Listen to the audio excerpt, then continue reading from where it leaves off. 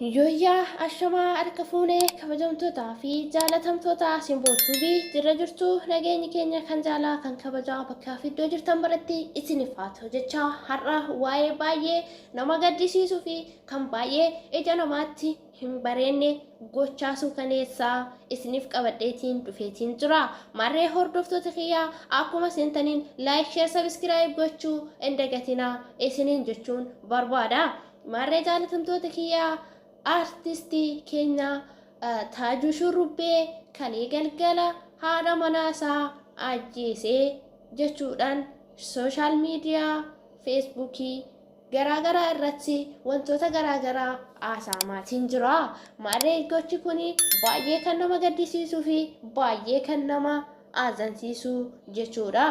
Egaa obboleessi keenya kun akkuma nama tokkootti kara biyyaarraa kara biyya ambaatti godaanee haadha manaasaa immoo ofitti fudhachuudhaan jireenya gaarii fi jiruu gaarii eegalanii turanii jaalala mi'ooftuu dhandhamaa osuma jiranuu walitti bu'anii amma karaa lubbuu baasutti dhiyaatee jira.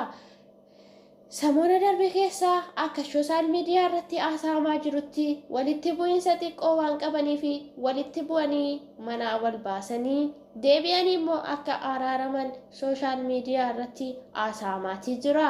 Kanarree marree har'a immoo maaltu mudatee akka lubbuu isaa ishii dabarsuu kan isa taasisee ani hin beeku. Kan beeku isaa fi ishee fi rabbi qofatu beeka jechuudha. Marree gochi kun baay'ee kan nama gaddisiisuu fi baay'ee kan jireenya namaa keessatti kan nama gaddisiisu jechuudha. An akka kootti baay'een gaddee baay'een gaddas jechuudha.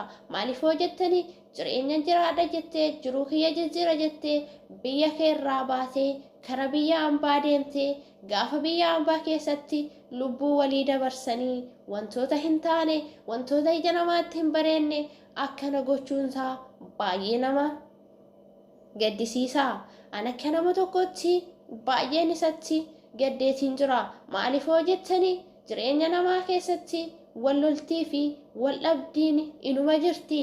Kasaa kuni garuu sin barbaadu yoo jedhee dhala namaa lubbuu ajjeechaa irratti fudhatuuti hin qabu. Isaaf hin taane taanaan gargar baheetii irraa adda bahee jiraachuu mirga qaba. Garuu akka lubbuu ishii baasisu kan isa godhe tarii ani hin beeku. Isaa fi rabbii qofatu beeka jechuudha.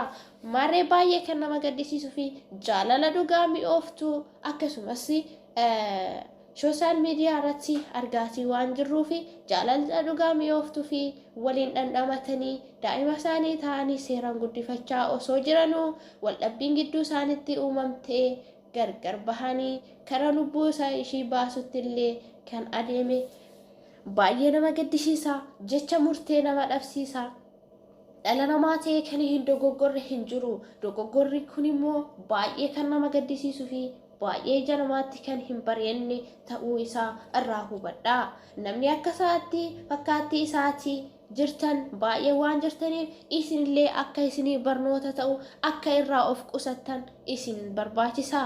Marree jaalalaan osoo jiranuu bifa inaaffatiin akkamitti osoo ani jiru nama biraa jaalatti ka jedhu lubbuu ishii dabarseetiin jira. Lubbuu ishii dabarsuun isaa baay'ee dogoggora guddaadha. Nama kamuu haga fedhe jaaladhu, nama kamuu haga fedhe kabaji. Garuu murteen lubbuu namaa irratti murteessamu baay'ee kan nama gaddisiisuu fi baay'ee kan ija namaatti hin bareenne ta'uu isaa nin gadda jechuudha. Marree jaalatamtoota kiyyaa an akka kootti baay'een gaddee jira.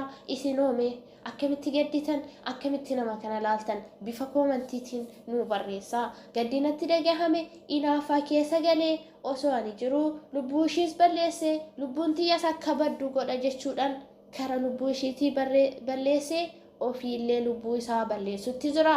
Har'a lubbuudhaan haa jiraatu malee inni hin duunes hin jiru jechuudha. Maaliif hoo jettan sababni isaas ka jiraatu biyya hambaa keessa kan shamarra biyya hambaa keessatti lubbuu namaa dabarsuun hagam tokko haga namatti dhaga'amuu fi hagam tokko haga daraaraman baay'ee nama gaddisiisa.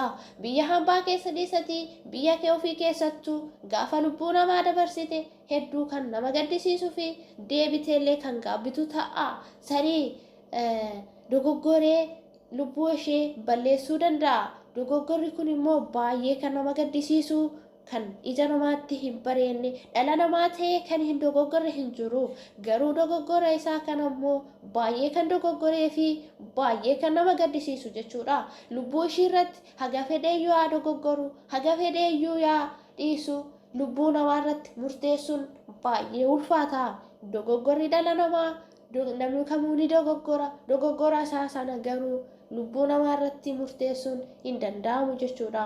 Garuu immoo taateewwan kana akka sooshaal miidiyaan haasa'utti waldhabdeen isaanii ana dhiistee nama biraa jaalattee ani xaaree biyya ambaatti ishii fidee osoon akkanatti ishii jaaladhu osoon akkanatti ishii kunuunsu ani maalitti ta'ee kan biraa jaalattee jechuudhaan akka lubbuu ishii dabarsu godhee jira. Baay'ee nama gaddisiisa, baay'een gadda. Kana ta'uun immoo isinii akka irraa barnoota fudhattan akka irraa barattan abdiin qaba. Maaliif hoo jettan fakkaattiin isaa akka biyya hambaa jiraattan kan biyya keessaa biyya ofiitti biyya hambaatti isin fudhatee baay'ee waan jiraniif isinillee barnoota irraa fudhadhaati akka barnoota irraa fudhattan isiniin jechuun jaaladha. Baay'ee nama gaddisiisa. Kana jedhanii murteessunis isarrattis murteessunis lubbumaa baaste jedhanii murteessunis ani akka kootti baay'ee na gaddisiise. Baay'ee murteessunis na dhibeetiin waan dubbadhu dhabe jechuudha. Maaliif hoo jettanii isaa fi balleessan yookaan immoo wanti isaan hojjetan isaa fi ishii fi rabbi qofatu beeka. Kanaaf immoo rabbiin in arga waan ta'eef hunda rabbiin haa baasu, kan du'e jannata haa godhu. Rabbiin immoo maatii ishiitii fi firoottan ishii jajjabina haa kennuuf jechuun jaalladha. Maarree hordoftoota koo wanta natti dhagahamee fi wanta gadda baay'ee nama gaddisiisu kana ija namaatti kan hin bareenne jireenya kee keessatti kan gadditee dhala namaa taate kan hin gaddine kan hin dogoggorre hin jiru. Garuu dogoggora kana dogoggora baay'ee nama gaddisiisuu fi baay'ee murteessuun illee kan nama dhibe na dhibeetiin jira jechuudha. Maaliif hoo jettan isattis murteessuun dadhabe akkamitti lubbuu baaste jedhees murteessuun ni dadhabe jechuudha. Maarree baay'ee kan nama gaddisiisuu fi baay'ee kan nama ija namaatti hin bareenne jechuudha. An akka kootti baay'een gaddaa baay'een rifadhees jechuudha. Egaa hordoftootan kiyyaa har'aaf kanumaa isinii qabadhee dhufeetiin jira. Warreen akka isaa taatan akka irraa of eeggattan rabbiin yoo jedhe akka irraa of eeggattan abdiin qaba. Yoo isinitti tole viidiyoo kana laayik sheer gochuudhaan nu cinaa dhaabbadhaa. Isinin jaalladha, isinin kabaja. Nagaannaaf tura. Oromootiyaa akkana gochuun gocha suukaneessaa kana walirratti arguun baay'ee